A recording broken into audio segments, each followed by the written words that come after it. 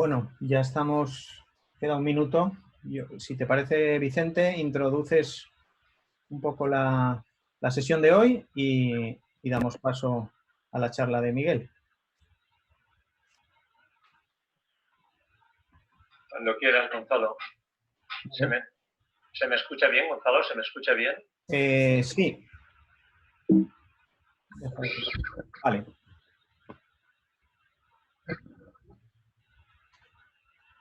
Bienvenidos, compañeras y compañeros. Buenos días, América. Y día 1 de mayo, Día Internacional y Universal del Trabajo para todos. Tenemos una profesión que nos une, que compartimos, y por supuesto, pasión por ella. ¿Cómo lo celebramos?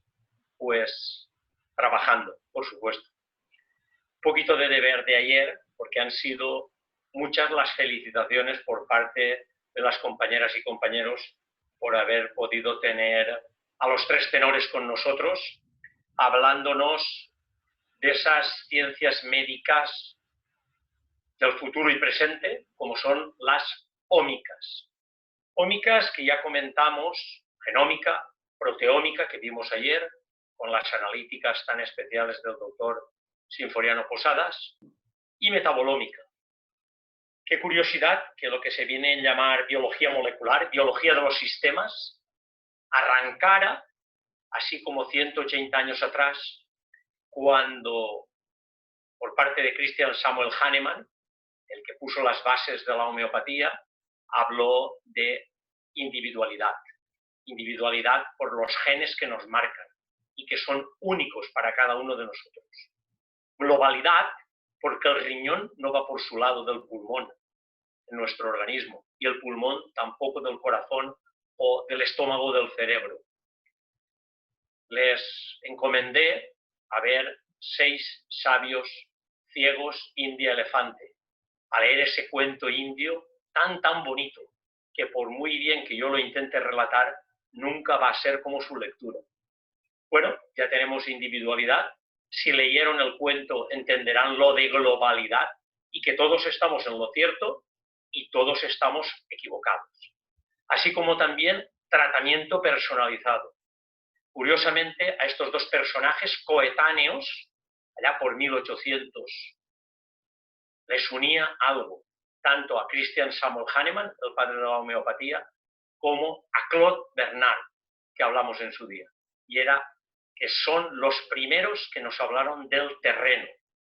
Terreno que es lo que somos cada uno de nosotros, lo que debemos de enriquecer, preparar, depurar, tratar, y que en sí en globalidad nos distingue de los demás.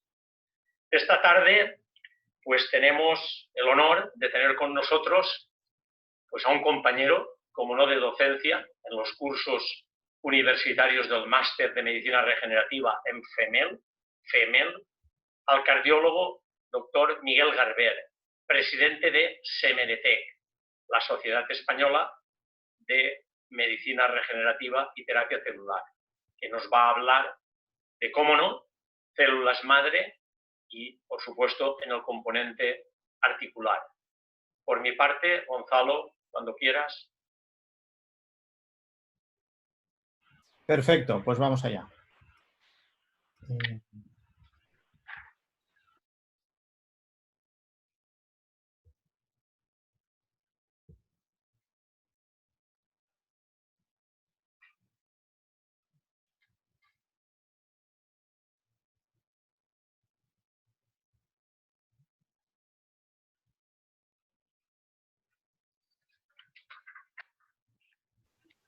Hola, un saludo para todos los compañeros, gracias por estar presente y por la invitación. Y voy a tratar de resumir un poco lo que es la medicina regenerativa en enfermedad articular. Si bien es un tema un poco largo, trataremos de hacerlo lo más simplificado y posible y hablar de todo lo que podamos de una experiencia. Entonces así, en primer lugar, recordar lo que es la medicina regenerativa y qué buscamos con la medicina regenerativa. Y lo que buscamos no es más que regenerar tejidos, estos tejidos que se dañan o envejecen con el tiempo. Y así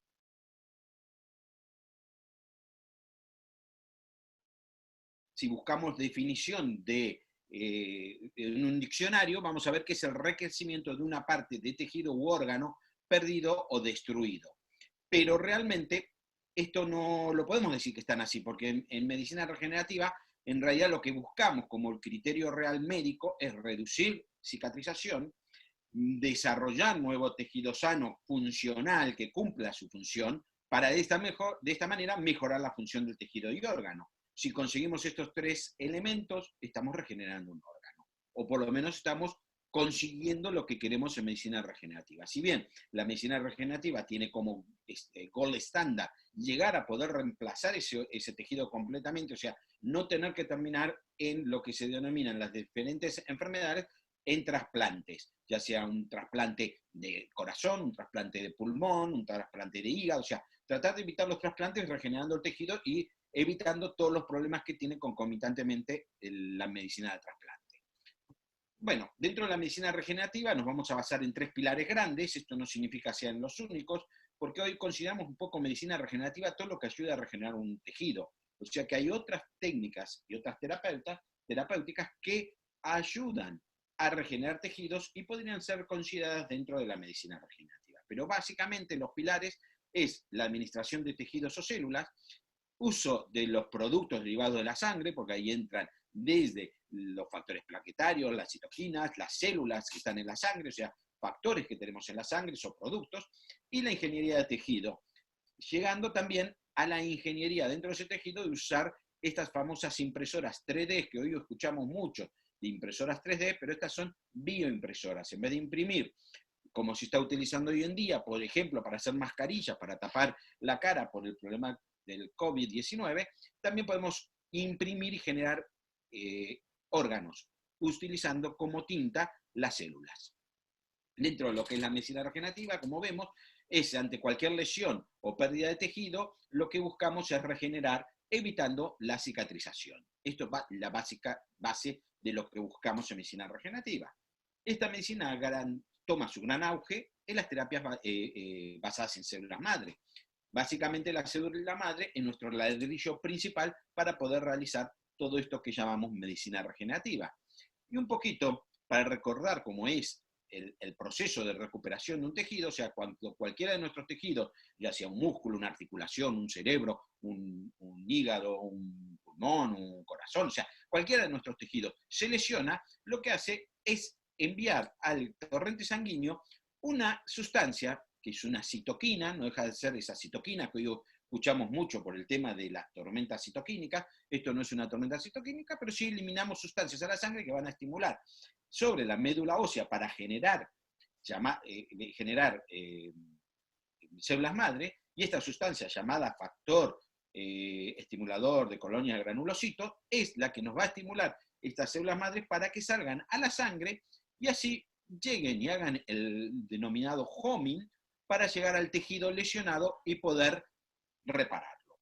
Ahí tenemos el filigastrin. Esto para demostrar que esto no es más que un medicamento basado en el factor estimulador del colonia granulocito, pero si bien es un producto químico y tiene muchos efectos adversos, los cuales pueden desencadenar muchas otras cosas e incluso hasta ser contraproducente, pero cuando lo utilizamos en sangre, lo que vemos que sucede esto, que si ustedes se fijan en esto, en base de línea, la cantidad de glóbulos blancos que tenemos circulantes, a los 5 días de haber utilizado el filigastrin, o sea, haber estimulado o haber puesto esa sustancia o citoquina estimuladora de colonia granulocitos, cómo aumentan tanto los glóbulos blancos, como los vemos acá, como las células CD34, estos monocitos CD34 que no son más que células madre hematopoyéticas circulantes. Entonces esto nos muestra realmente qué es lo que está pasando y cómo se va estimulando y aumentando estas células.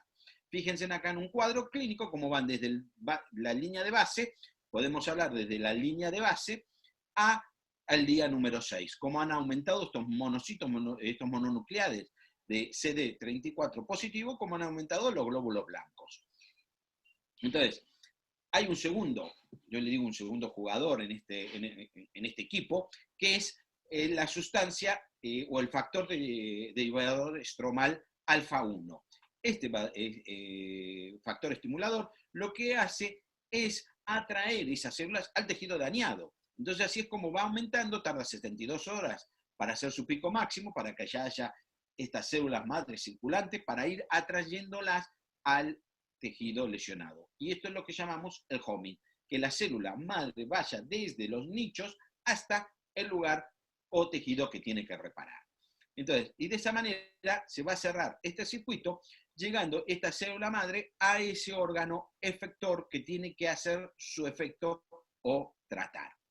Entonces, tenemos hoy en día, sabemos que existe otro tipo de recuperación o de tratamiento que utiliza nuestro mismo cuerpo ante una lesión, que son estos cambios que suceden en forma local, en el lugar, que es el llamado pericito. Ante una lesión, estos pericitos que están rodeando todos los vasos, todos nuestros vasos sanguíneos tienen pericitos que los rodean, van a ser liberados al torrente sanguíneo, convirtiéndose este pericito en una célula madre mesenquimal, como las conocemos, y esta se va a activar y va a convertirse al final en una célula regenerativa.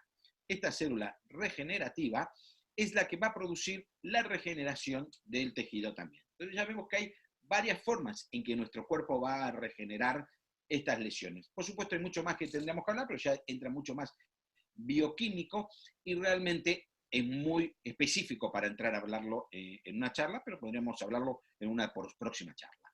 Así es como que volvemos a este cuadrito donde vemos que la administración de tejido, entonces tenemos transferencia de tejidos. No voy a hablar hoy de transferencia de tejido, posiblemente da para una tercera charla, porque hoy ya sí se están utilizando, incluso en ortopedia hay 3, 4 laboratorios que están desarrollando unas cosas llamadas membranas de tejido para utilizar juntos con las células que vamos a implantar en articulaciones. Esto lo podemos saber más adelante. Lo que vamos a ver ahora son dos cosas importantes, son las terapias basadas en células madre y terapias basadas en células. Las terapias basadas en lo que viene a ser las células son terapias heterogéneas. ¿Qué significa esto?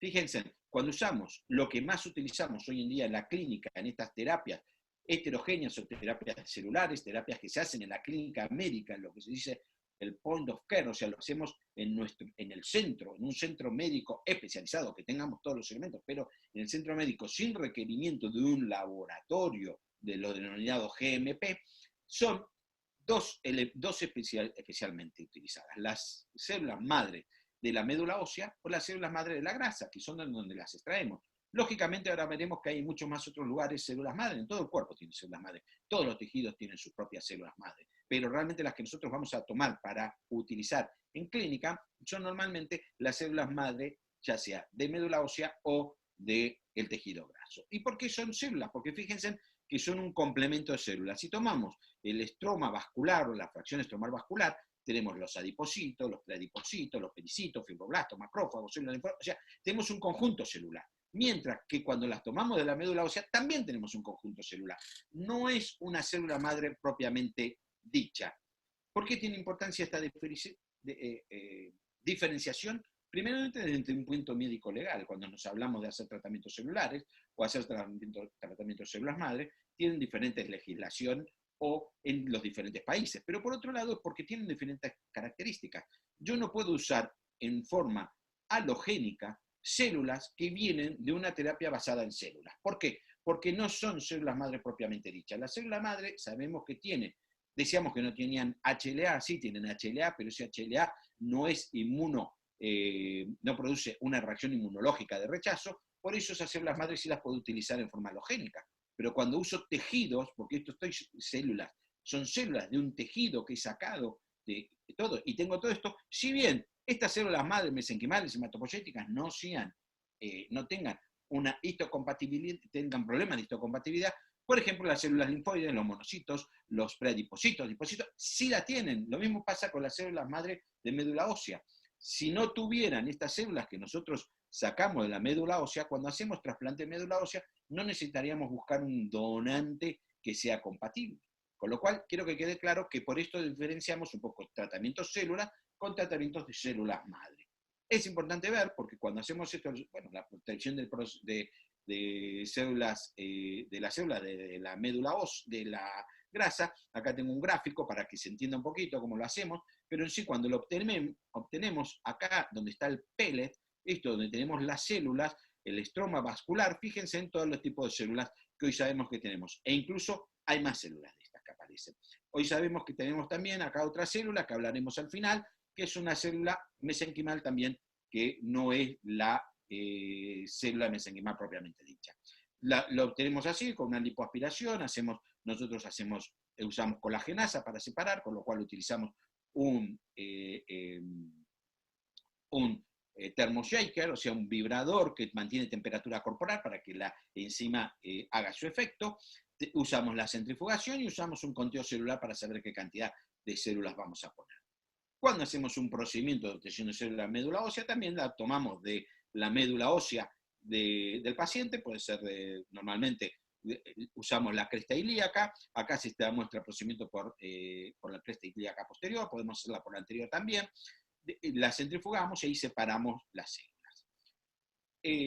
Cuando vamos a ver terapias basadas en células madre, entonces como volvemos al mismo gráfico para que entender, ahora vamos a las terapias basadas sí en células madre, entonces ya vemos que usamos la célula madre principalmente llamada mesenquimal, que es la que vamos a obtener a través de cultivo. No la obtenemos solamente por una punción de médula ósea y obtención a través de punción de médula ósea o obtención a través de un lipoaspirado, sino que a eso tenemos que cultivarlo, separarlo, separamos, y entonces tenemos células madre mesenquimales. Estas células son células que no tienen problemas de histocompatibilidad, y tienen estas características que tienen inmunocompetencia, eso es fundamental, por eso tienen esta capacidad de no ser,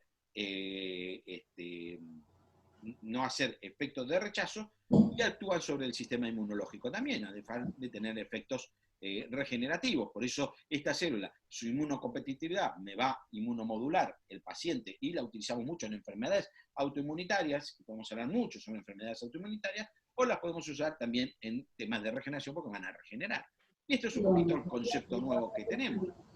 Digo nuevo, no es tan nuevo, pero sí es un concepto que nos cambió un poco en un momento determinado, cuando empezamos haciendo los tratamientos. Ya iré a la parte de la historia y contaré estos cambios.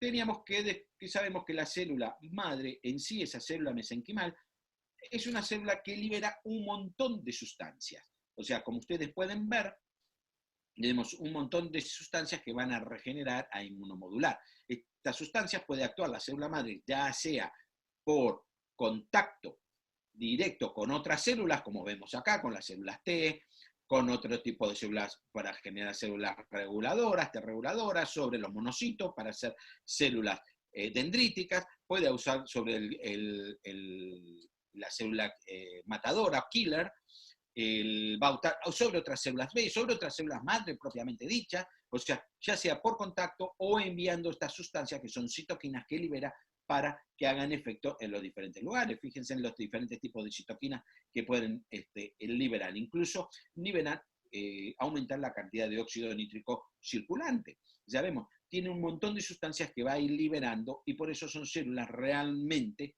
que hoy se les dicen señalizadoras, porque actúan sobre otras células dándoles señales para actuar. Ahora vamos a entender un poquito mejor esto. Esto es lo que significa señalización.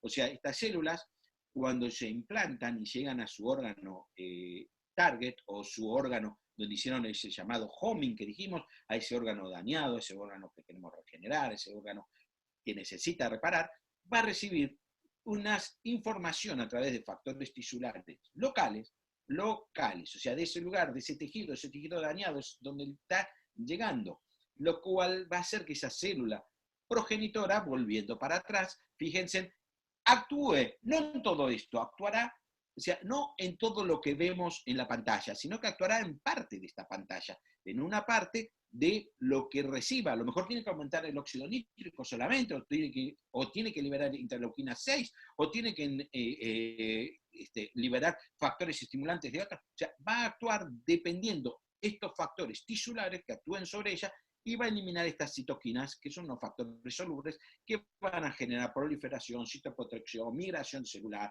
angiogénesis, o pues disminución de cicatrización, puede actuar sobre los fibroblastos, puede actuar sobre la inflamación, creando inflamación o generando antiinflamación, o sea, ya veremos, dependiendo de lo que necesita en ese momento, generar este tipo de células donde llegaron.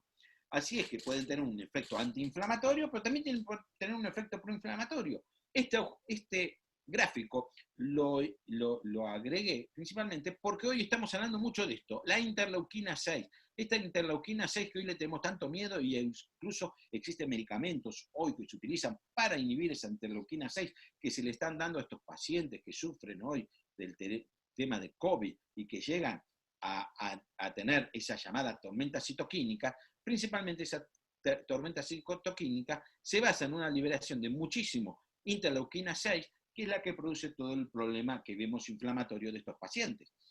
Pero fíjense que estas células también pueden inhibir la interleuquina 6. No solo la pueden estimular, sino que pueden inhibir su interleuquina 6 para activar células, perdón, acá las estimularía a la interleuquina 6 para tener un efecto proinflamatorio, generar inflamación, porque necesito para generar inflamación, pero acá voy a actuar de una forma diferente, que a través del aumento de la interleuquina 6 va a actuar de una forma inhibitoria para estimular células que van a eliminar la interleuquina 6, pero la 10, la 18, van a empezar a actuar en forma antiinflamatoria para bajar la inflamación que estoy teniendo en este paciente.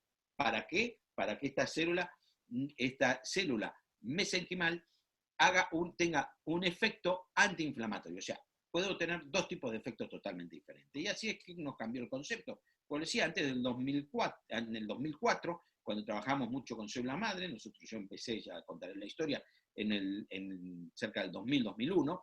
En el 2004, cuando empezamos a trabajar con estas células, nosotros decíamos que la célula mesenquimal o esta célula madre implantada llegaba al tejido, se proliferaba, se diferenciaba, o sea, su plasticidad, esa capacidad que tiene la célula madre de convertirse en otra célula, en una célula de un tejido adulto específico, entonces hacía esa diferenciación y generaba nuevo tejido. Hoy sabemos que no actúa de esta manera. Si bien sí tiene algún efecto de su plasticidad, posiblemente lo que más hace es esto, eliminar sustancias, o sea, es una célula mesenquimal implantada, llega al lugar, va a generar secreción de factores, dependiendo de la orden que recibe, eso va a dar origen a un tejido sano, posiblemente de las propias células que tiene el tejido. Y ahora veremos más adelante, en la parte ortopédica, que es lo que desarrollamos acá, cómo es que tienen células precursoras sobre qué tejido va a actuar. Entonces así es que vamos a ir a la osteoartritis. Como estamos hablando de ortopedia, de enfermedades articulares, voy a llevar todo lo que estamos hablando a la parte ortoarticular. Entonces la osteoartritis, que afecta profundamente a la calidad de vida de estos pacientes, ya sabemos que está relacionada también a muy altos costes, no solo costes económicos en dinero, sino que costes sociales, hace que la gente no se pueda movilizar de un lugar al otro, hace que tengamos problemas para trasladarnos, o sea, nos trae un montón de problemas, no solo económicos, sino que sociales, y además, son cambios generalmente que vamos a ver en su gran mayoría degenerativos. No solo son degenerativos, podemos encontrar otros cambios también, inflamatorios, artritis, otra patología, pero básicamente lo que vamos a ver es que hay cambios degenerativos o inflamatorios. Y esto se asocia a una actividad normal o disminución de estos reservorios celulares. Esto va a conducir a una falla en el potencial condrogénico, o sea, de generar tejido condral, generando un tejido fibrogénico. Este cartílago, que viene al principio, se puede engrosar un poco por la inflamación, en realidad se va a adelgazar, lo que sí se va a engrosar va a ser la cápsula, por la fibrosis que va a tener, y vamos a tener también pérdida a nivel óseo, la formación de osteofitos, y todo esto es lo que nos da estos síndromes, llamémoslos síndromes articulares dolorosos. Vamos un poquito a la historia. Dentro de la historia, si vamos desde la era prehistórica, ya hablábamos en la era prehistórica se ha llegado a ver el tema de las inmovilizaciones, o sea, ya se hablaba de un poco de traumatología. Las primeras evidencias óseas fueron amputaciones de dedos, están descritas en los papiros que describe o encuentra Edmund Smith dotan de hace 2000 años antes de Cristo, a través de maniobras, donde se hablaban también maniobras de reducción y descripción de fracturas, e incluso se han encontrado momias vendadas con férulas. Después, en la época griega, tenemos Heródoto, que describe las primeras prótesis, pero no podemos dejar de nombrar a Hipócrates, padre de la medicina, pero también padre del tratamiento, comienzo de la fractura, donde introduce la tracción y algunas maniobras de reducción de luxaciones. En el Imperio Romano se enuncian los 4 signos clásicos de lo que era la inflamación, ¿no? Hoy tomamos como la inflamación, como es el rubor, el dolor, el calor, la tumoración o edema. En las fracturas también sugirió la utilización de férulas con vendajes de materiales semirrígidos, como la cera y la pasta de harina, hecho por Galeno. Esto yo creo que hablar de historia y no hablar de Hipócrates y Galeno, y no hablar de historia de medicina, ¿no? Son posiblemente los más importantes padres de la medicina. También podríamos hablar de mucho más, pero bueno. Y en la medicina árabe, donde se hacen las primeras referencias a las crepitaciones, como un diagnóstico de las fracturas, francés lo hace, y también la utilización del yeso. Más adelante vamos a ir ya a la época actual, no voy a pasar por todo el resto de lo que hemos visto, pero sí viene en 1930 la creación del Servicio de Traumatología y Ortopedia por la Cruz Roja. En el 38 se hace la primera artroscopía en un cadáver, se empiezan a hacer las artroscopías, los primeros estudios de artroscopías. Ya en el 1950 se habla de las prótesis de plástico y metal, en 1953 los clavos, así seguimos evolucionando. Vamos ya a 1989, donde ya empezamos a hablar de algún tipo celular, que es el primer estudio con condrocitos en conejos, lo hace Grande y sus colaboradores. En el 99 es el primer condrocitos humanos, que lo hace Brickberg y colaboradores, para llegar al 2000, donde hay los primeros productos comerciales en Estados Unidos de condrocitos, no dieron muy buenos resultados, pero ya empezamos a ver medicina regenerativa en sí. Y en 2014 el uso de condrocitos autólogos ya se autorizan determinadas clínicas a utilizarlo, o sea, con los condrocitos autólogos del propio paciente. Así volvemos nuevamente a la administración tejido. Vamos a ver ahora las terapias. Vamos a empezar nuevamente con las terapias basadas en células madre, donde vamos a utilizar células autólogas, donde las sacaríamos y se acuden de médula ósea, tejido de la grasa, célula madre del cordón, de monocitos, otras células también que se obtienen, que son siendo autólogas, pero como vemos, vamos a ver que esto es un procedimiento de laboratorio. Voy a resumir 19 años de investigación con un objetivo, con un enfoque especial en el desarrollo recientes en este campo, y discutiré algunos estudios de lo que hemos encontrado, lo que hemos visto, muy resumido de todo esto, para poder ver cómo fue la historia, por lo menos en el caso particular. Y así empiezo un poco, hablando ya de lo que hacíamos. O sea, sabíamos en principio, desde hace muchos años, que varios órganos del cuerpo tienen la capacidad de regenerarse. Sabemos la piel, podemos hablar del hígado. El hígado tiene una amplia capacidad de regeneración. Vamos a hablar también, después de esta capacidad, bueno, huesos y otros también.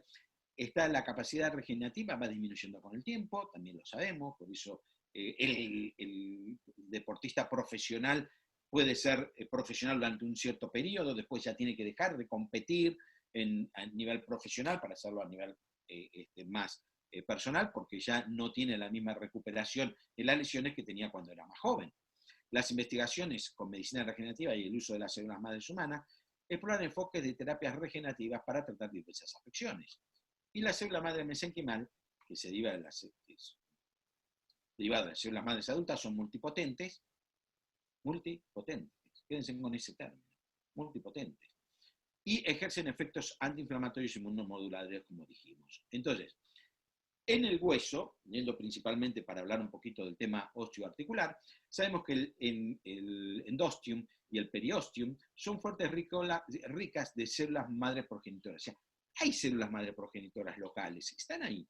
Por eso le digo, cuando hacemos tratamiento con células madre que vamos a utilizar y vamos a poner para que vayan a estas lesiones, van a llegar a esta lesión, pero van a actuar sobre estas células locales, que son las que generalmente van a trabajar para generar esa regeneración. Y entonces, estas células progenitoras osteocondrales, durante la curación de la fractura, van a actuar de forma diferente. Mientras el periósteo puede generar osteoblastos y condrocitos, el endósteo solo va a generar osteoblastos. Pero ahí tenemos estas células, son las células posiblemente donde vamos a actuar cuando estamos actuando. Lo que quiero decir es un ejemplo que les pongo para que vean, siempre tienen su indicación bibliográfica, para que vean por qué ya vemos que tenemos células locales que son las que van a actuar y no solo las que vamos a introducir. Así es que antes de esto tenemos la lesión aguda, viene el proceso de inflamación, como dijimos anteriormente. Este proceso de inflamación se divide en dos partes. Una parte es el proceso que va a ser propiamente inflamatorio y otra segunda de recuperación de esa inflamación, del antiinflamatorio. Por eso vimos antes que las células madre van a producir un proceso inflamatorio por un lado, pero por otro un proceso antiinflamatorio. Y este cambio de proceso inflamatorio y antiinflamatorio que va a trabajar de forma simultánea y muy dirigido por las células mesenquimales, es el que hace que su segunda parte sea de limpieza, para entenderlo, para ponerlo de una manera más entendible. Es una limpieza. Y así es que estas nuevas terapias para el tratamiento de las degeneraciones que vamos a usar en las células que las ponemos a través de una inyección local. Entonces, el trasplante de células madres autólogas derivadas de la médula ósea, al principio nosotros empezamos trabajando con médula ósea. Yo vengo trabajando de esto del año 2001-2002, empezamos en cardiología, con estudios cardíacos, utilizando siempre células madre, pero células madre, no tratamiento celular, de célula madre sacada de médula ósea, las sacaban, ahora voy a explicar un poquito el procedimiento, pero la sacaba el hematólogo se las llevaba al laboratorio, durante 3-4 semanas las cultivaba, nos entregaba a nosotros ya la célula madre, esta célula madre mesenquimal, hematopoyética. En ese momento no teníamos mucho conocimiento de cuáles eran realmente, lo normal era que eran mucho de células más mesenquimales que otra cosa, y estas nosotros las inyectábamos en corazón, las hemos inyectado vía endovenosa, bueno, hicimos varios estudios. Voy a esto principalmente, que es donde la usamos, estas células inyectadas en las articulaciones, en lo que veíamos que había un crecimiento significativo del cartílago, había disminución del dolor y un aumento en la motilidad articular. Todos los estudios nosotros que hacíamos o que tenemos son hechos en base de la clínica principalmente y corroboración después radiográfica y con resonancia. Acá tenemos un poquito cómo se realizaba este trasplante. Hacíamos la aspiración de la médula ósea, se hacía como se hace hoy también, utilizando heparina. Esto es un poquito lo que nos daban los hematólogos en su momento, porque en esta época lo hacía el hematólogo realmente, porque se las llevaba para cultivar. Entonces, la hacía localmente, utilizaba heparina, al 1%, se anestesiaba el área con anestesia local. En aquel momento nosotros utilizábamos igual algún tipo de sedante para sedar al paciente un poco para que no sintiera tanto el dolor. Se aislaban las células en una solución salina, se las llevaba el hematólogo esto lo trataba, ahí está un poquito explicado, se centrifugaban, se separaban, las mononucleares, estas células se ponían después a cultivar, y bueno, ahí lo pueden leer, está ahí un poquito cómo se hacía todo, incluso los elementos que utilizábamos, que utilizaban el laboratorio para separar estas células, para hacer el cultivo y obtenerlas. Una vez obtenidas, nos daban la inyección, nosotros la poníamos. Y acá podemos ver uno de los casos, preinyección y posinyección. Nunca hacemos una resonancia antes de los 10, 12 meses. ¿Por qué? Porque el paciente mejora mucho más rápido su sintomatología, o sea, su clínica, que lo que va a mejorar en forma biológica. O sea, lo que vamos a poder constatar en un estudio. Entonces vemos pacientes que andaban espectacularmente al mes tenían una recuperación tan grande que nosotros tan contentos decíamos, wow, cómo hemos desarrollado tejido, mandamos una resonancia, enviamos la resonancia, comparábamos a la clínica y se nos caían los pelos, decíamos, la resonancia no había cambio, pero el paciente andaba espectacular.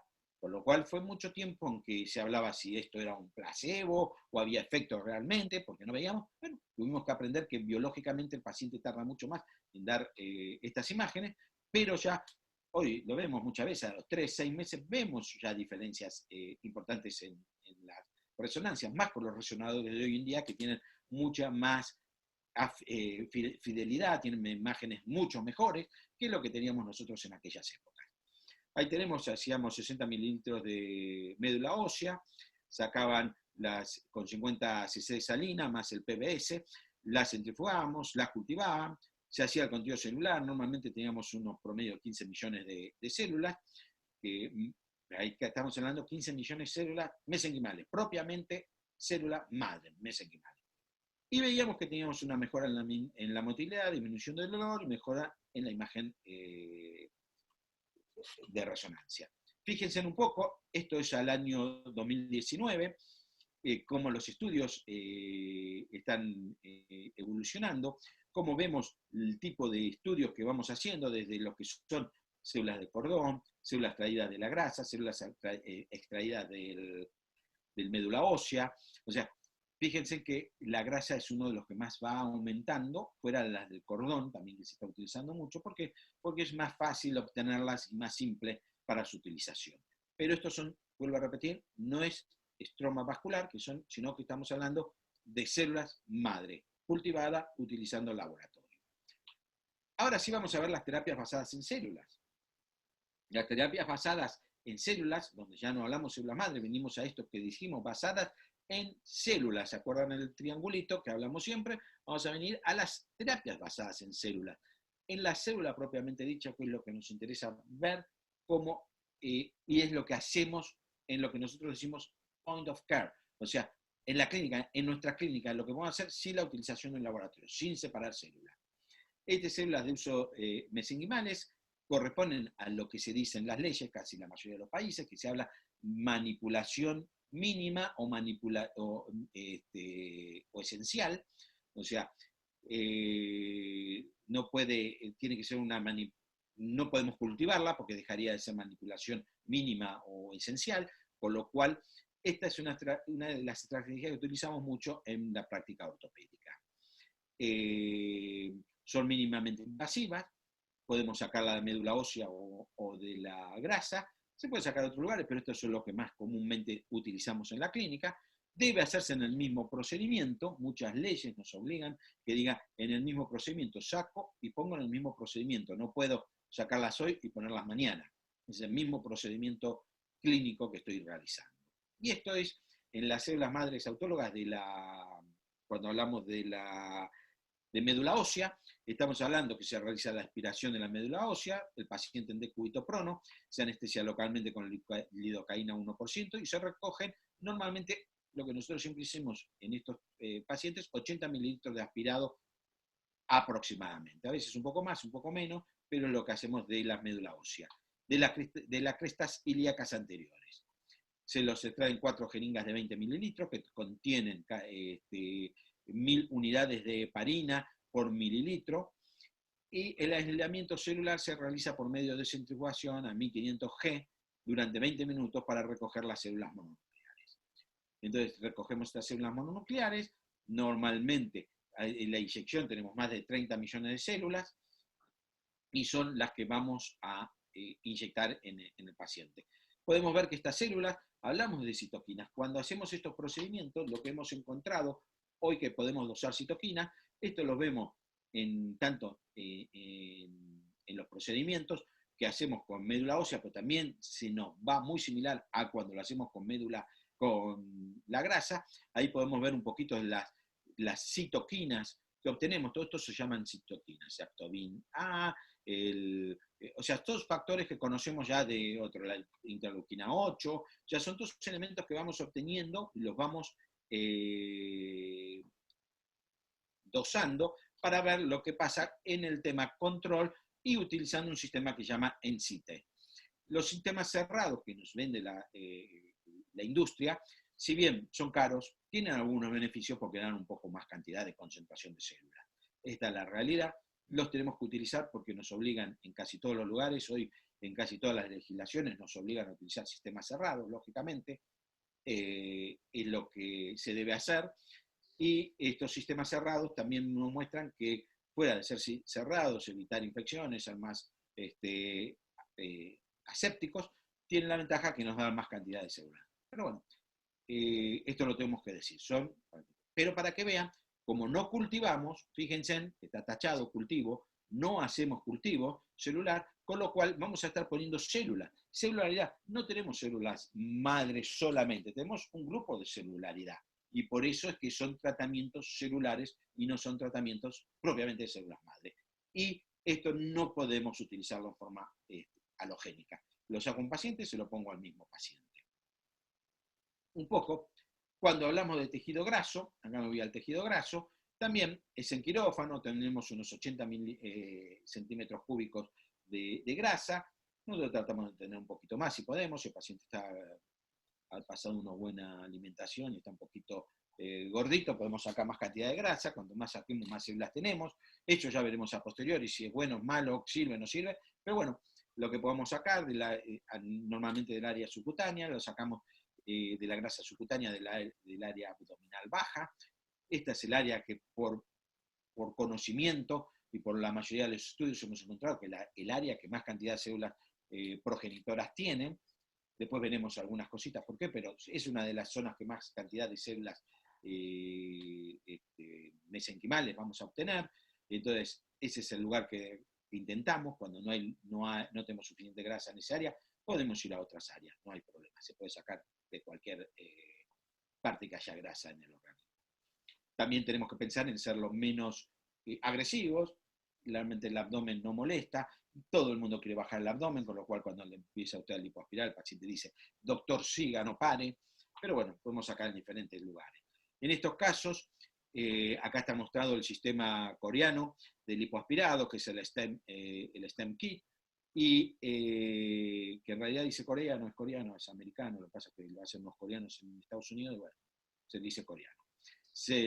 Como hacemos, centrifugamos a unos 1600 G durante 9 minutos, el tejido siempre utilizamos a través del Luer Lock, juntamos las jeringas para pasar de una a otra, lo separamos, ahí tenemos, lo lavamos, hacemos 3 lavadas con pincher latato, les tratamos de sacar todo lo que es la solución de Klein que utilizamos para hacer aspiración, porque la solución de Klein realmente es irritativa para la célula madre, no es lo mejor que podemos tener de solución, pero es la que necesitamos para lipoaspirar.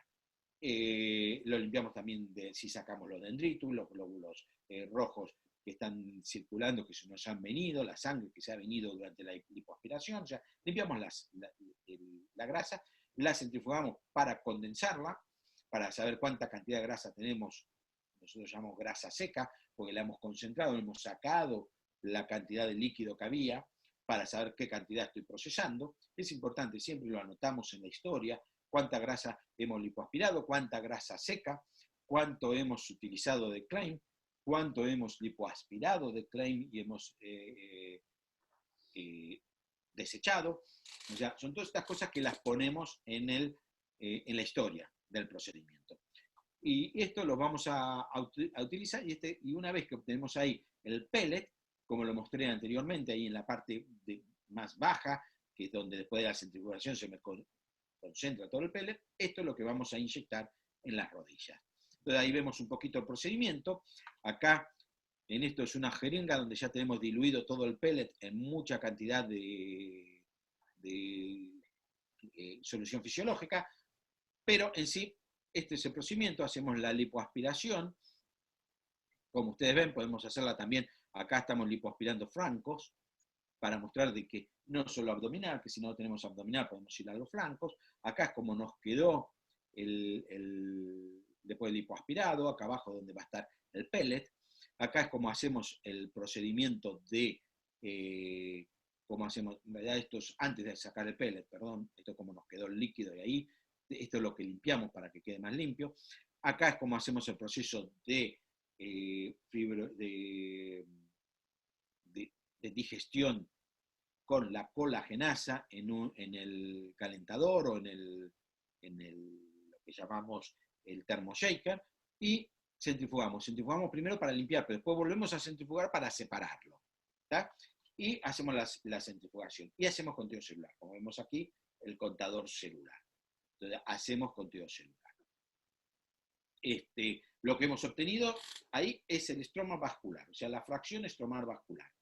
SVF, como se dice, serían las siglas en inglés, y entonces ahí vemos que tenemos lo que hemos obtenido, está acá abajo el pellet, acá tenemos líquido, en este líquido de suspersión hay citoquinas, porque este pellet durante todo su tiempo está todo células que había acá, que estaban mezcladas antes de haber centrifugado, están en un proceso de estrés y están liberando sustancias. Ya que acá tenemos un montón de citoquinas. Fíjense, las células que tenemos células maduras como adipocitos, fibroblastos, hay tejidos, hay células de tejido muscular de los vasos, no me se ve el músculo estriado, el músculo liso de los vasos, células endoteliales, células sanguíneas. Okay. Todo esto que vemos acá, todo esto tiene HLA. Y todo esto puede generar el rechazo. Con lo cual, por la razón que decimos, no debemos utilizarla en forma halogénica. Tenemos que utilizarla solamente en el mismo paciente, autólogos.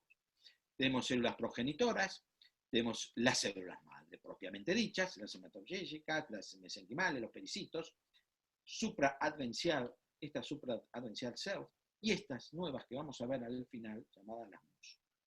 Y estas posiblemente son las más interesantes que vamos a ir viendo en el día.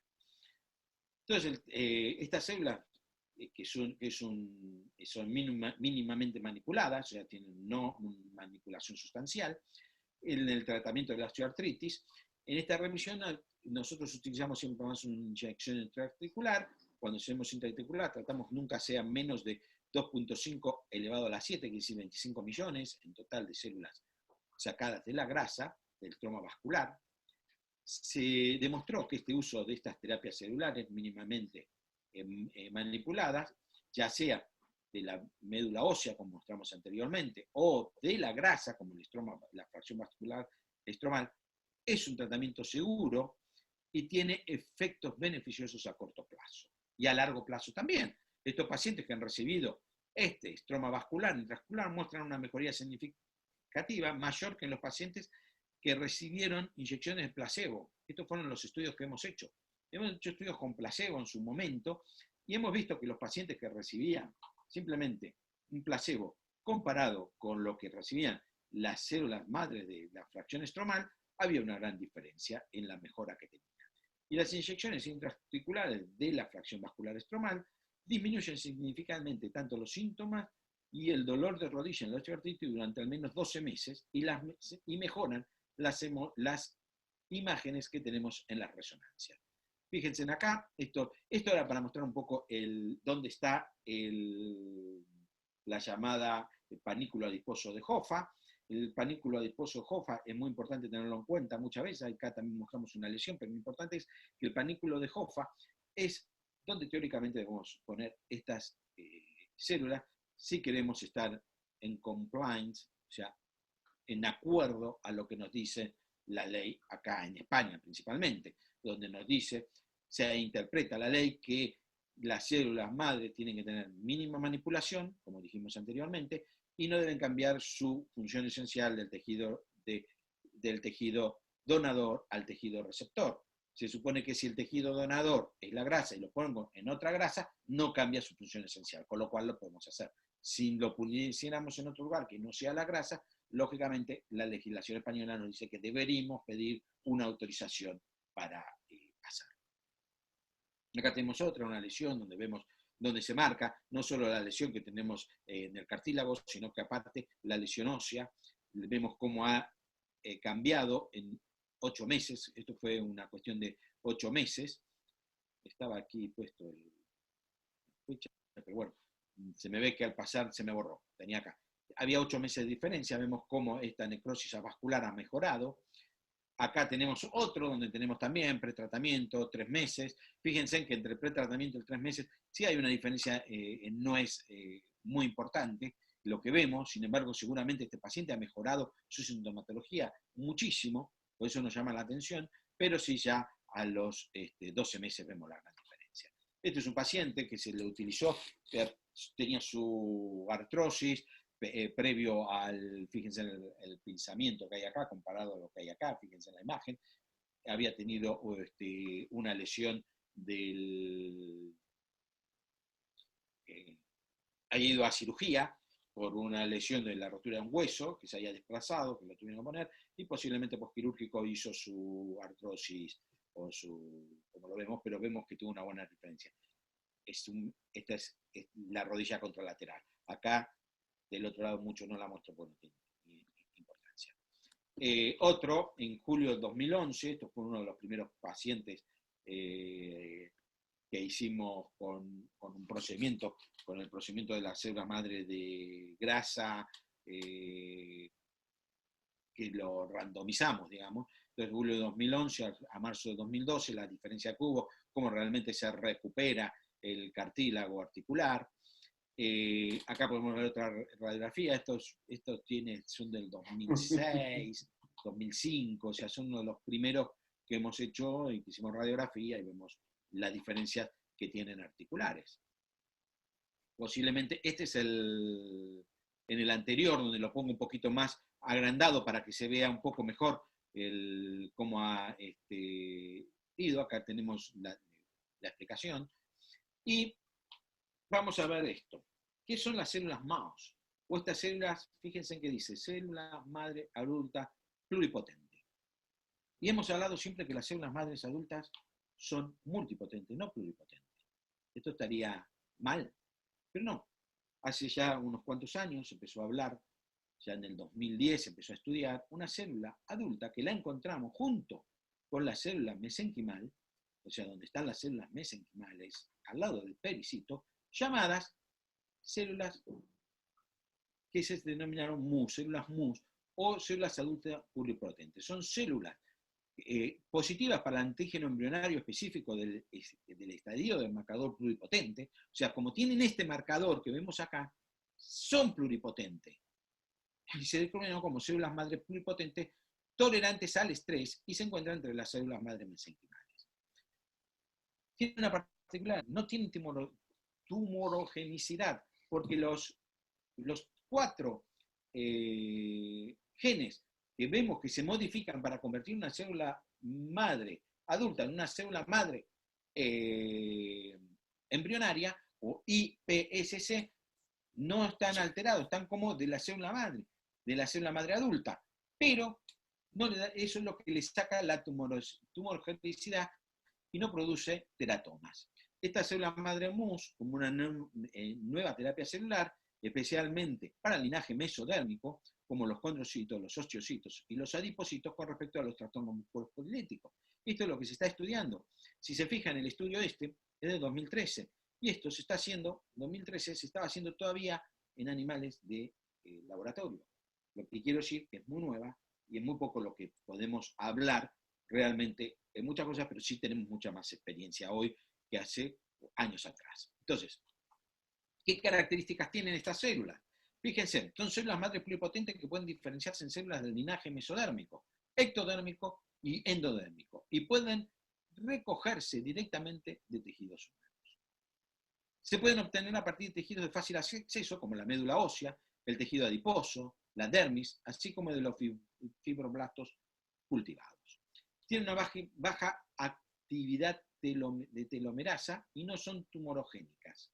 Tienen baja actividad telomerasa, por lo cual tienen baja capacidad de generar tumores. Pero lo malo es esto, que comprenden solo el 0.03% de las células mononucleadas que obtenemos cuando hacemos estos procedimientos. La estamos utilizando hoy en día, la estamos utilizando sin darnos cuenta, sin quererlo, digamos, porque están en la médula ósea y están en la grasa. Mucha mayor concentración la vemos en la grasa, posiblemente porque no cultivándolas tenemos más cantidad de esas células mononucleares y entonces vienen adosadas estas células. Cuando estudiamos las características, porque en características macroscópicas es muy difícil de diferenciarlas, pero cuando se las estudia ya microscópicamente y se estudian los marcadores celulares, como son los CD, como dice acá, los CD150, y se estudia la presencia del SSA, que es lo que dijimos, este antígeno embrionario, nos damos cuenta que lo tienen y entonces sabemos que se diferencia del resto de las células mesenquimales. También comprenden una parte que están en las células mesenquimales, como dijimos, y en el estroma vascular, ya se han hecho estudios clínicos, por lo tanto, estas células MOS son seguras para uso clínico. Y las células MOS actúan como células de reparación in vivo.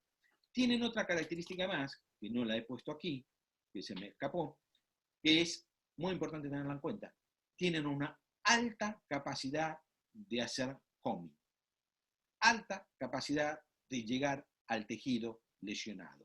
Y esto se está estudiando, y principalmente cuando las usamos en forma endovenosa. Estas células, cuando decimos muchas veces que las células madre mesenquimales, si se ponen en forma endovenosa, tienen el problema de que son captadas por su primer filtro, que es el pulmón, aunque después van a hacer el homing, tardan un poco más en llegar a su tejido, al tejido lesionado, porque hacen homing en el pulmón.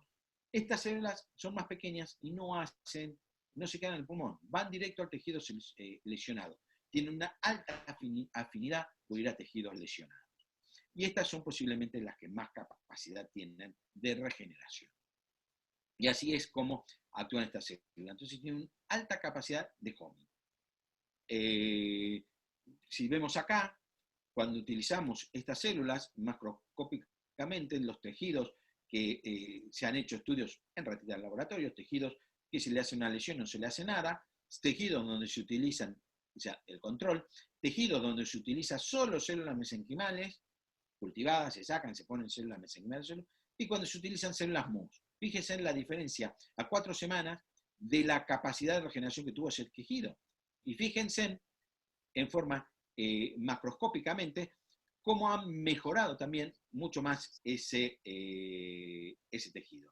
O sea, la diferenciación que hacen entre 4 semanas y a las 12 semanas. Las células madres mouse, como una nueva terapia celular, especialmente para el linaje mesodérmico, como son los condrocitos, los adipocitos, son en este momento se está hablando muchísimo de la utilización, ya se están utilizando en laboratorios de experimentación para ver en el futuro. Pero yo les digo que las estamos utilizando. Las estamos utilizando cuando utilizamos células del estroma vascular, células de la médula ósea. Entre esas células vienen, pero son muy poquita cantidad.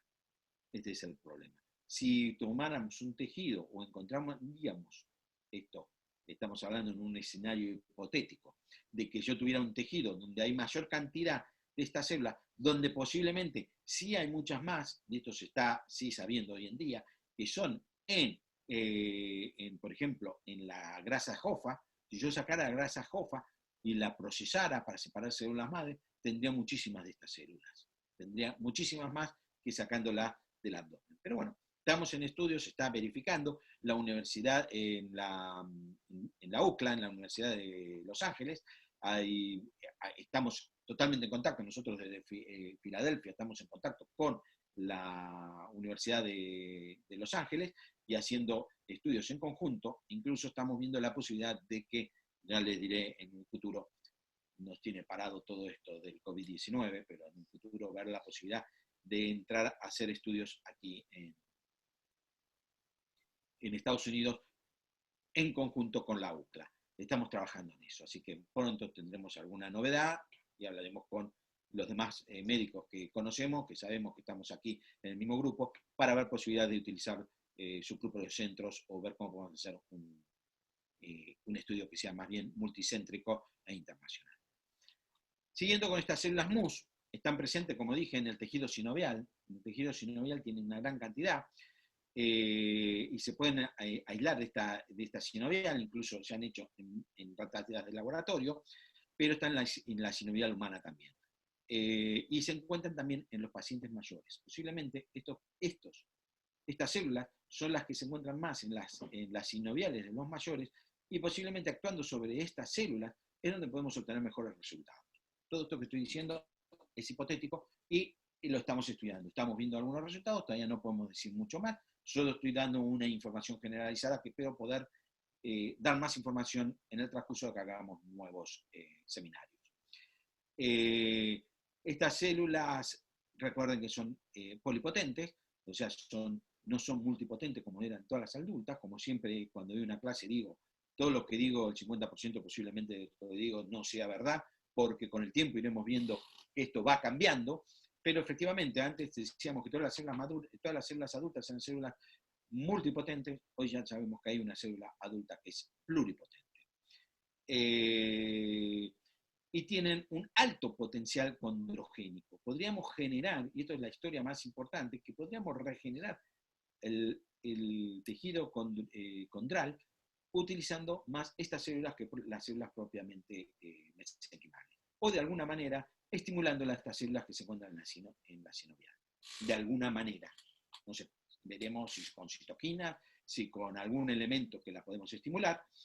Estamos. Y vamos a ver qué es lo que nos dice en un futuro estos estudios, porque también lo que estamos viendo, que uno de los problemas grandes, como lo dije las últimas veces, que se está viendo que un problema más importante que tiene los dolores que presenta el paciente con osteoartrosis y la osteoartritis y las inflamaciones crónicas, es esa neovascularización que se genera dentro de esa inflamación crónica. Se genera esa neovascularización y ese vaso nuevo que se está generando viene acompañado de una rama de un nervio sensitivo, que es el que puede estar produciendo el dolor. Tanto que si agarramos en estudios que se hicieron en rodilla con la tromboización de la geniculada, lo que conseguimos es que se muera esa neovascularización, se muere ese nervio sensitivo y desaparece el dolor. Por lo cual tiene mucho que ver a ver cómo es realmente que debemos generar este tejido, cómo debemos actuar en medicina regenerativa en un futuro para que sea más efectiva y más eficaz. Y cómo podemos hacer para que el tejido condral que estamos generando no tenga hipervascularización, que es lo que puede generar estos dolores. Entonces, en conclusión, lo que nos quedamos un poquito, estas preguntas sin resolver, que es cuál es el origen del tejido regenerado, cómo podemos controlar la regeneración desde una perspectiva genética y molecular, cómo podemos interactuar con los diferentes tipos de células para lograr una regeneración de tejido. Ahora que nos aparece este tejido, esta célula, MUS, que tiene tanta actividad, que puede ser tan importante, no solo en articular, ya en otras conferencias hablaré de lo que pasa a nivel del sistema nervioso central, lo que pasa a nivel cardíaco. A nivel cardíaco estamos viendo cosas que podrían llegar a ser extraordinarias, con lo cual estamos en estudio de investigación, pero puede ser muy importante. ¿Y cómo podemos estimular la regeneración de tejidos humanos? Esto es las preguntas que nos quedan resolver y seguir evolucionando en todos estos conocimientos que estamos teniendo hoy en día. Me faltaría hablar otras cuantas cosas más, pero bueno, acá dejo porque si no me voy mucho en el tiempo y desde ya les doy muchas gracias a todos por haber estado acá y vamos a dejar el espacio.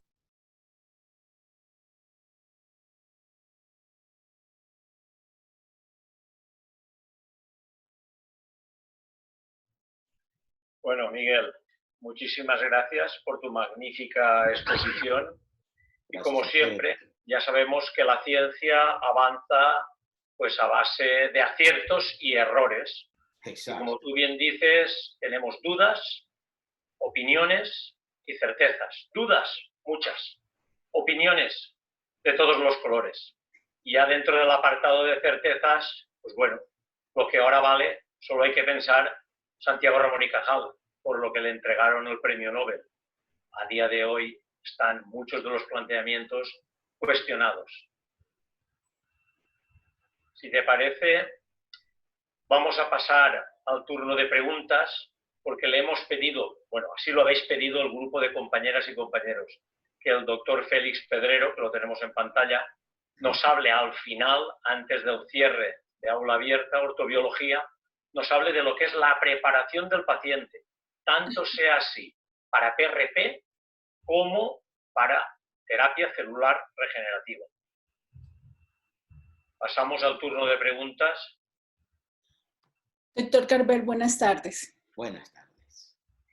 Tenemos una pregunta de la doctora Cintia que nos dice, ¿el tratamiento que hace de células madre tiene el mismo efecto en aquellos pacientes que tienen daño articular secundario a una artritis reumatoidea? Bueno, sí. La respuesta en regla general es sí.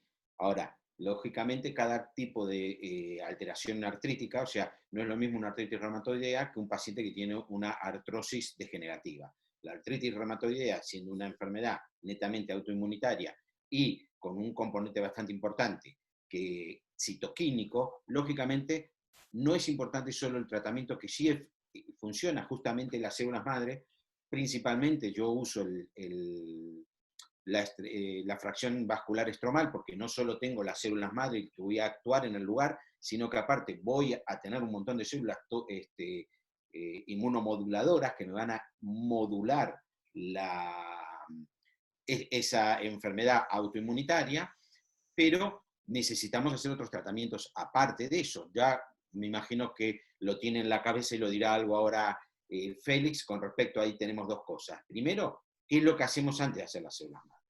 No vaya a ser que también esta enfermedad autoinmunitaria me vaya a destruir las propias células que estoy poniendo, o me vaya a destruir lo que voy destruyendo. Esto es como que si levanto una pared y yo me pongo a poner los ladrillos, y viene atrás alguien con el pico y me le da y me lo va rompiendo, nunca voy a terminar de regenerar esa pared, o sea, de levantar esa pared.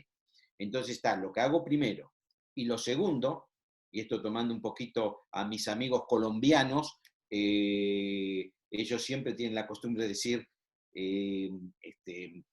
¿vamos a comer o qué? ¿Vamos al cine o qué? Y yo digo, hacemos células madre y después, ¿qué?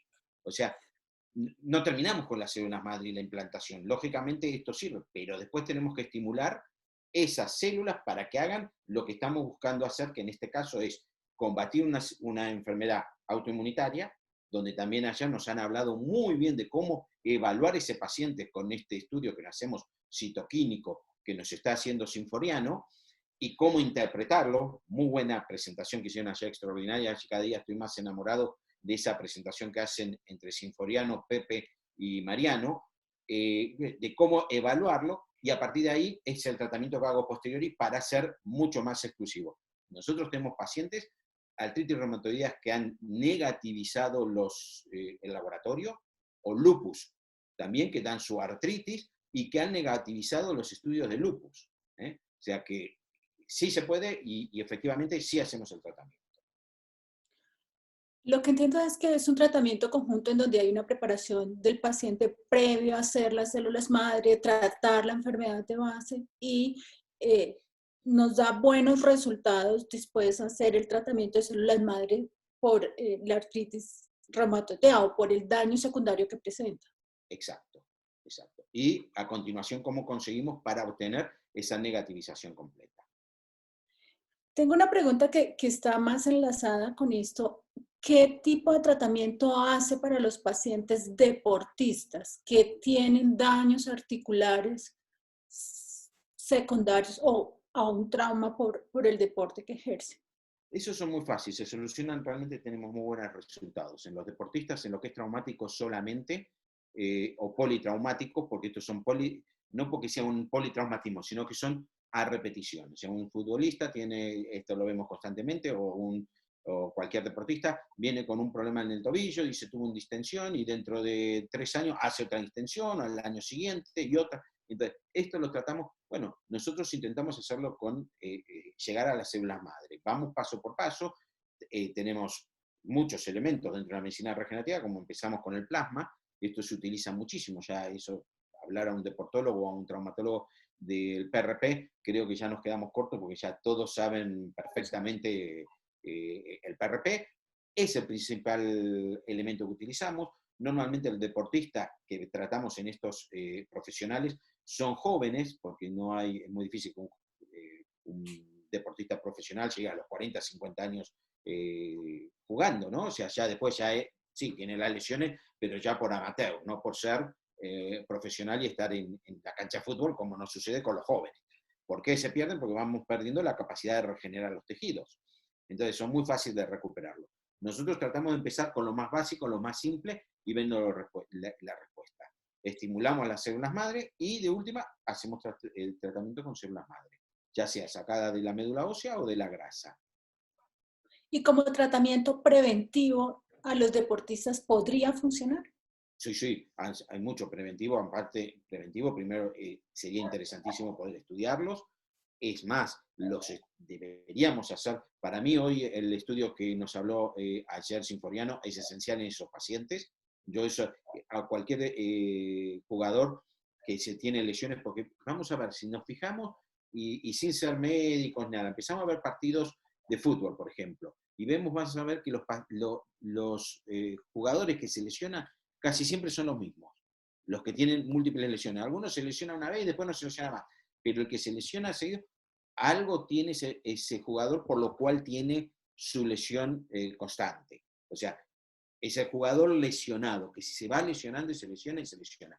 Esos jugadores sí hay preventivo, por supuesto que en todo, también desde la nutrición, desde lo que nos hablaron también Antonio de un poco la microinmunología, o sea, todo esto es preventivo y deberíamos hacerlo. Y sí, efectivamente, nosotros en nuestro equipo tenemos una persona que es un nutricionista, que aparte de ser nutricionista, trabaja también con todo lo que viene a ser las vitaminas y los metales y los minerales, etcétera, que manejamos acá un equipo de fútbol que es el Rayo Majadahonda, y somos los que les damos y los mantenemos muchísimo a estos pacientes, efectivamente a estos chicos, constantemente en tratamientos para mejorar su estado, trabajando en conjunto con el fisioterapia, ¿no? Pero tenerlos, lógicamente, para evitar las lesiones. Perfecto. Nos pregunta la doctora Cecilia, ¿cómo recoge las células mononucleares in situ? En una sesión normalmente se inyecta el plasma rico en plaquetas, pero ¿cómo lo obtiene? ¿Después de la centrifugación? No entiendo bien la pregunta, pero me imagino que es las mononucleares de la sangre. Dice, ¿cómo recoge solo las células mononucleares in situ? En caso de una sesión, normalmente se inyecta el plasma rico en plaquetas y se obtiene la centrifugación. ¿De allí es de donde salen las células mononucleares? Claro, a ver, tenemos células mononucleares. Cuando hacemos un plasma, podemos tener, en la sangre tenemos las mononucleares. Es más, hoy hay sistemas para separar la mononuclear sin utilizar la centrifugación. O sea, podemos separar mononucleares. Lo que pasa que esto se quedó muy en el tintero. Yo pensaba tratar de ir más adelante con esto, pero desde que tenemos la pandemia, nos quedamos con este sistema que viene de Italia, con lo cual no, imagínense el problema que tuvimos, porque es un sistema nuevo por filtración, pero sí se puede hacer por separación celular a través de filtros. Si no, podemos centrifugarla. Para la centrifugación, obtener las mononucleares, la hacemos utilizando el FICOL. Eso ya es de laboratorio, no es algo que hacemos en la clínica propiamente dicha.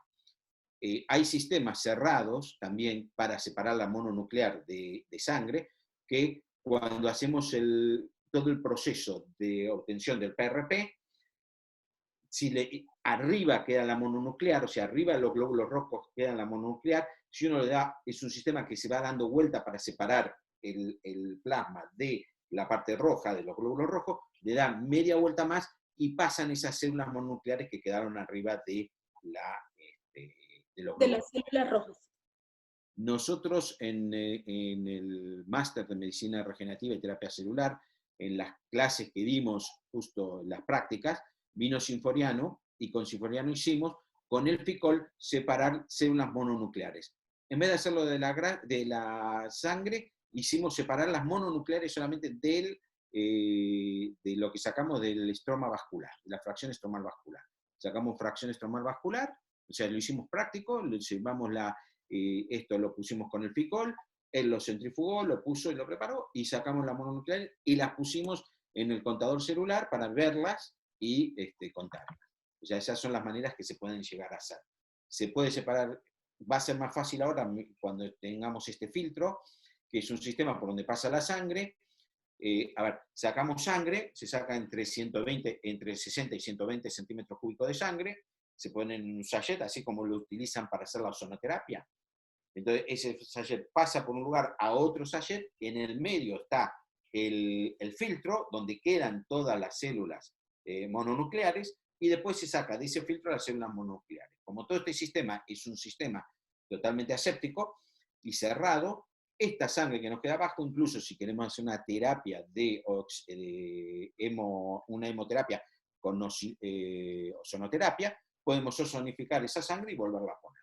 Pero esto va a ser una cosa que ese sistema estaba por llegar acá a España ahora a principio de año, y cuando íbamos a ir a Italia a hacer todo el proceso de aprendizaje y de verlo, y etcétera, etcétera, fue que empezó lo del COVID y nos quedamos parados ahora hasta que veamos cuándo podamos retomarlo. Pero bueno, esas son las maneras que tenemos para separar las células mononucleares. Recordemos también que todas las células que sacamos, las células madres, son células mononucleares. ¿Okay? La célula madre que está circulante en sangre, las vemos dentro de las células mononucleares. Por eso en esos gráficos que yo mostré, lo que dosábamos es cantidad de glóbulos blancos y cantidad de células mononucleares en los glóbulos blancos. Lo mismo sucede cuando hacemos la fracción estromal o cuando hacemos la médula ósea. Las células que contabilizamos son células mononucleares, que ahí están las células madre. Tenemos una pregunta, voy a tratar de enlazar varias de las preguntas que hay con respecto a las células MUS.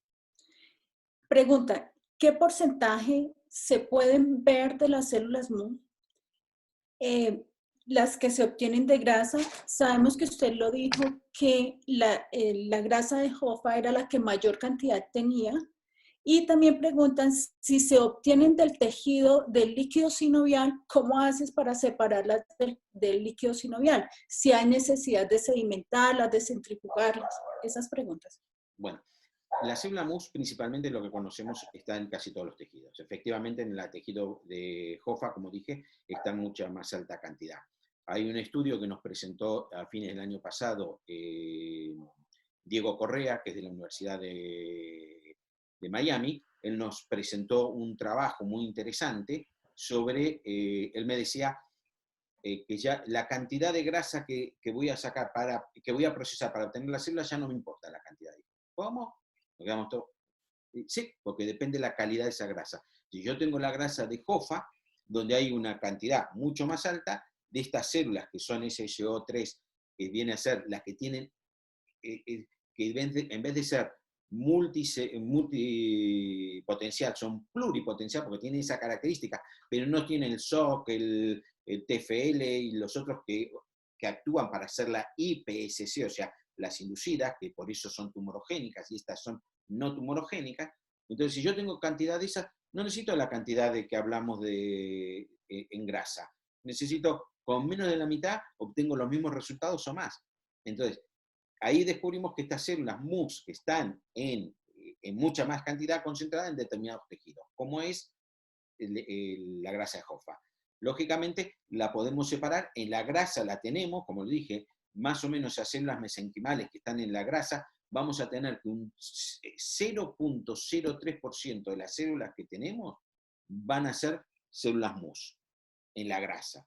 En la médula ósea hay menos de la mitad de esa cantidad, por centímetro cúbico que estoy procesando. Entonces, de ahí las obtenemos. Lo que pasa es que hoy en día todavía nos cuesta, para separarla tenemos que ir al laboratorio. O sea, los tiene que hacer un proceso de laboratorio. De la sinovial, como dice, del líquido sinovial, sí, efectivamente, se puede centrifugar, hay que centrifugarlo a alta velocidad, vamos a tener un sobrenadante y vamos a tener cuando más velocidad, dependiendo de la velocidad que le ponemos, y esto va a depender mucho del sistema que estemos utilizando y el frasquito que usemos, las células van a ir, en vez de quedar sedimentados, van a ir abajo, o sea, como hace, voy a hacer un poquito lo que hace mi amigo Pedrero y La PIN. Entonces, si nosotros hacemos, como se ve aquí, vamos a juntar las células abajo del tubo y de ahí las vamos a sacar. Y lógicamente, ahí van a haber células MUS. Puede haber otras células, van a haber células macrófagos, van a haber ahí monocitos, porque dependiendo de la calidad de ese líquido sinovial, dependiendo por qué. Si yo tengo líquido sinovial para sacar es porque tengo un proceso inflamatorio o un proceso infeccioso. Si tengo un proceso infeccioso, yo ya no las voy a poder usar. Si tengo un proceso simplemente inflamatorio, que el líquido es eso que decimos líquido cetrino, y las obtengo ahí, las voy a poder utilizar, van a quedar ahí abajo, con otras células dependiendo del proceso inflamatorio que tenga. Va a haber otras células más, pero sí ahí las vamos a obtener. ¿Cómo se puede? Compañeras y compañeros, cerramos preguntas de chat. Cerramos preguntas, doctora, las que tenga. Ok. ¿Cómo se puede evitar que el tejido regenerado no tenga hipervascularización?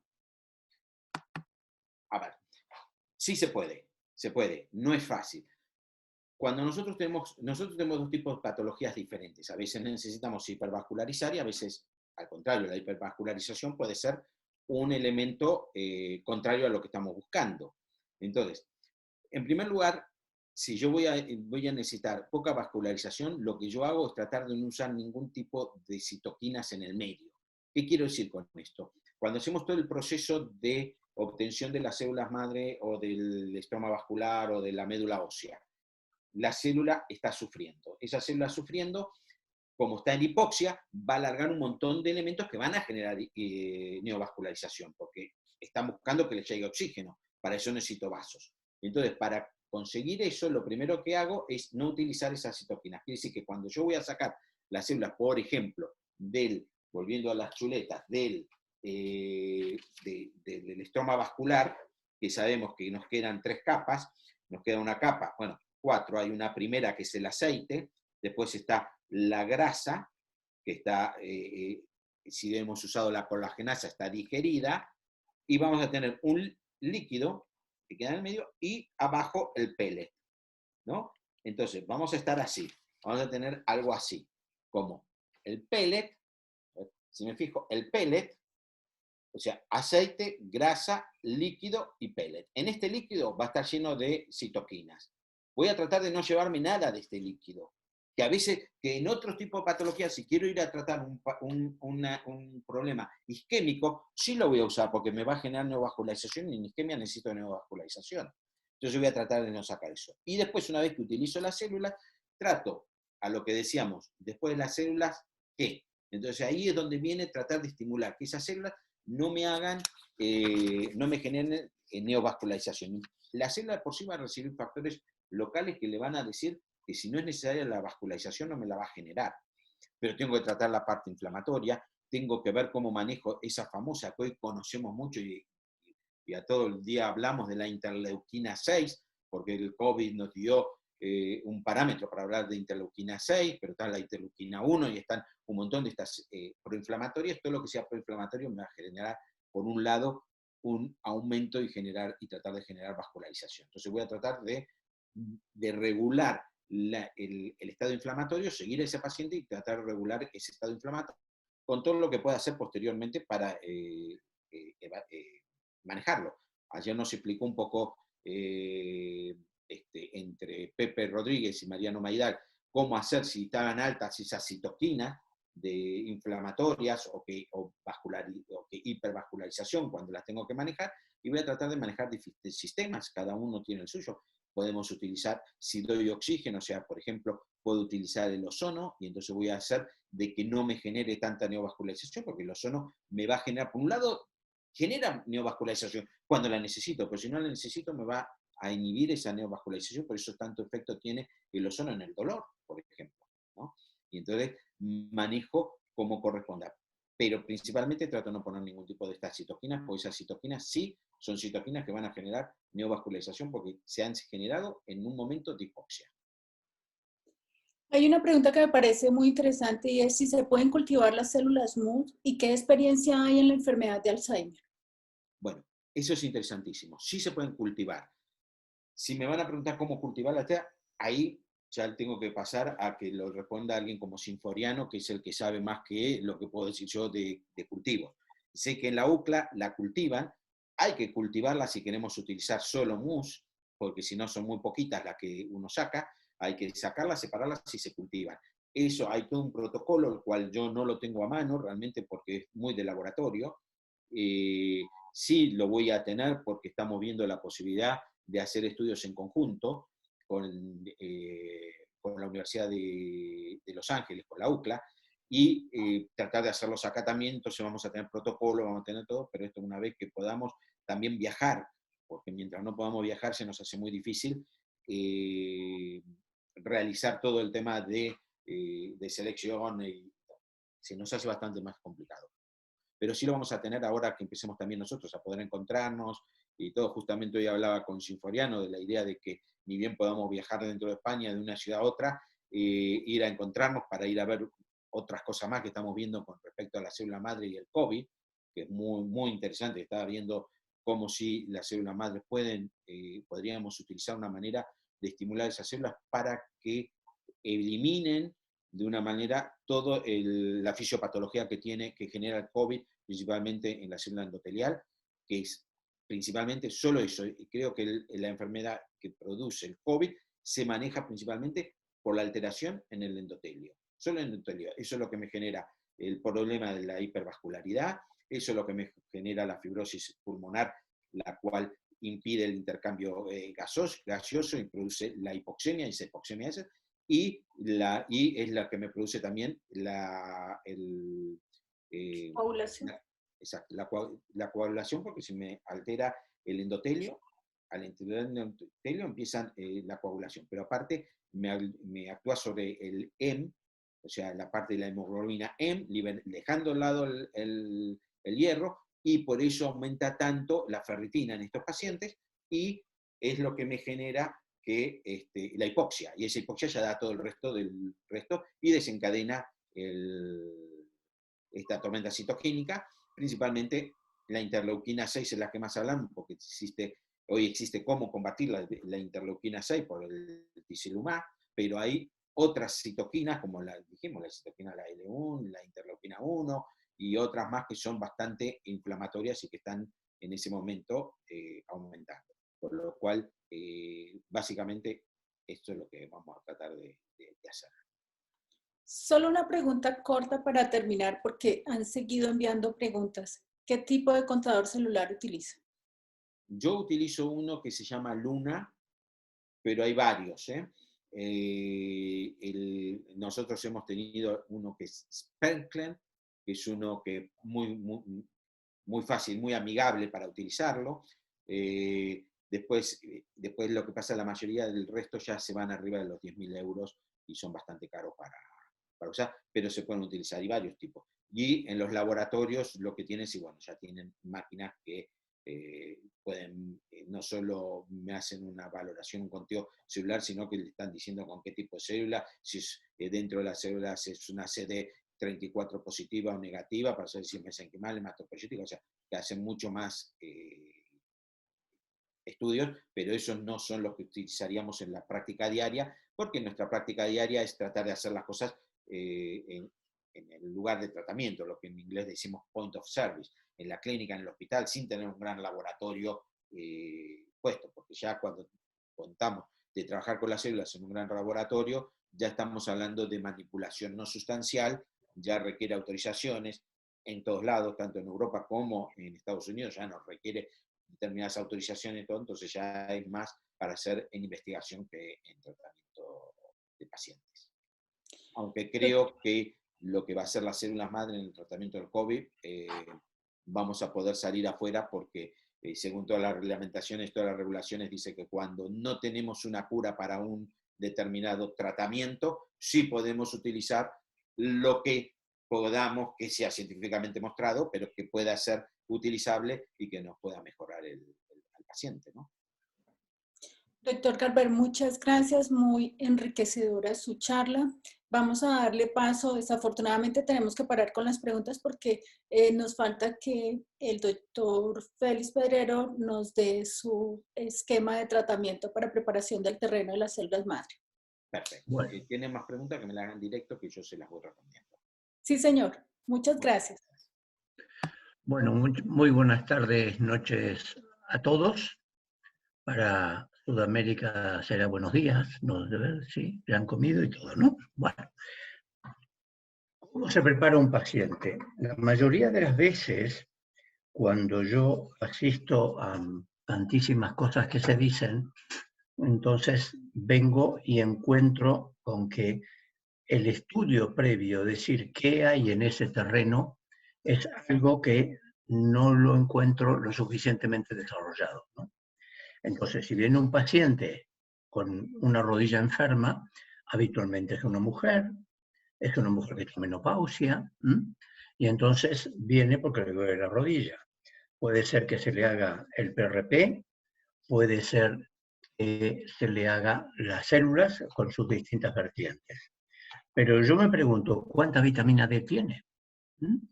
Que habitualmente la vitamina D es una de las vitaminas más deficitarias, y si no tiene vitamina D, la acción sobre el osteoblasto entonces es deficitaria. ¿Qué necesita el osteoblasto para que el osteoblasto venga y funcione correctamente?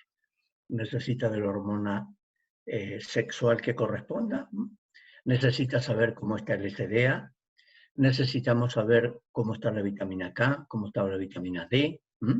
Y entonces, con todo esto, más el aporte para estimular la fabricación de colágeno, tenemos una gran cantidad de precursores de colágeno, tenemos una gran cantidad de distintas formas de dar vitamina D, de dar silicio, que habitualmente se saca del bambú, que tiene que ser 50 miligramos por día.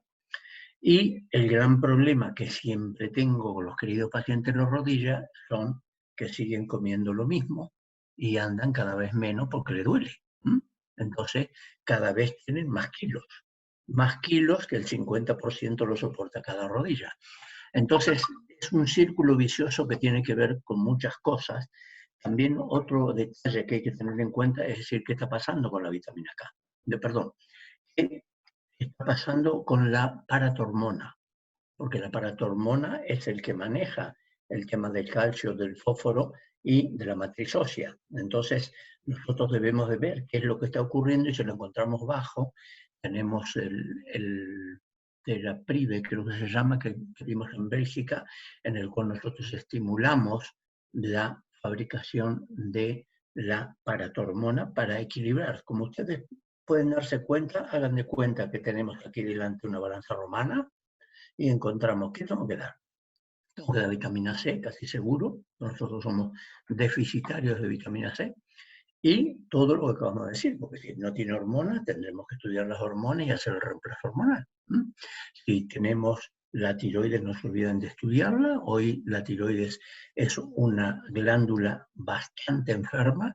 La cantidad de gente con Hashimoto que yo encuentro es muy grande.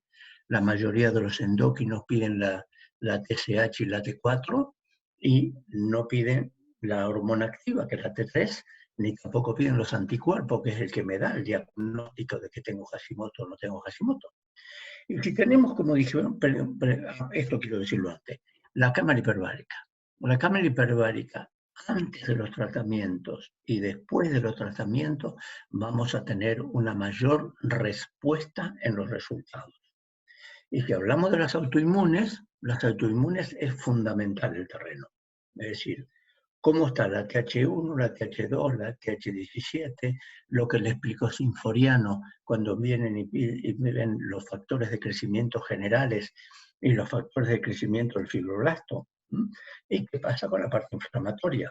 ¿Qué pasa con la arginasa? Entonces todo esto hace que esa balanza que dije recién, a ver cómo conseguimos equilibrarla.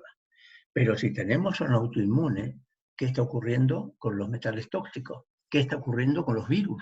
Que también encontramos el gran problema de los virus que están altos y debemos de tratar. Como ustedes ven, es una cosa como un acordeón, digamos, de cosas que hay que pedir y que hay que controlar, porque la vitamina D, que puede ser de 4.000, 6.000 unidades que tenemos que dar, no tenemos que pasarnos de los 80, 90 microgramos, no podemos tener 150, tenemos que tener 70, 80, que es lo que trato de mantener en los pacientes, y me fijo qué dosis de unidades internacionales tengo que dar para que tenga esa cantidad.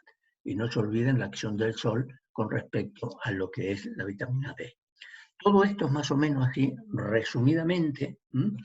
Si tenemos metales, por supuesto, hay que quelarlo, y bueno, es largo todo lo que tengo que explicar, pero estos son los detalles que hay que tener para venir y hacer un tratamiento. Digamos, el terreno está preparado, hacemos el tratamiento. Y luego vienen los chequeos, 3 meses, 6 meses, 10 meses, nos fijamos los distintos parámetros que tenía mal, si siguen estando bien o no para poder tener una buena mejoría. Y luego vendrá cuándo hay que repetir células o cuándo hay que repetir PRP. De eso depende. En cada caso en especial hay que venir y estudiar qué es lo que tenemos que hacer, la propuesta de acuerdo a la respuesta que tiene el paciente. He resumido al máximo para no robar mucho tiempo. Si hay alguna pregunta que tengo que aclarar algo, con mucho gusto. Bueno, Félix, perfecto, claro y diáfano. Y por supuesto, Aula Abierta no pretende nunca y en ningún momento ser un curso, como ya comentamos en su día, de ozonoterapia, de terapia neural o, como no, de ortomolecular, que los hay y muy buenos, tanto en Sudamérica, PAPES, como aquí en España por parte de Sendo. Lo que sí que me queda es todas las dudas o preguntas fuera de tiempo, las vamos a revisar y las que sean importantes, pues las contestamos mañana en Aula Abierta. Y ya solo me queda decir que el que camina solo va muy deprisa, pero los que caminamos en grupo llegamos mucho, mucho más lejos. Sin más, Gonzalo, te dejo la palabra. Muy bien, muchas gracias y bueno, buenas tardes a todos. Muchas gracias por acudir nuevamente, gracias a la moderadora igualmente, al doctor Félix Pedredo también por su intervención y, como no, al doctor Miguel Garber por su magnífica presentación y el turno de preguntas. Sin más, mañana les emplazo al tema de mañana, que será células madre de cordón umbilical y exosomas, por el doctor Carlos Miramontes de México. Así que mañana nos vemos en Aula Abierta. Hasta mañana.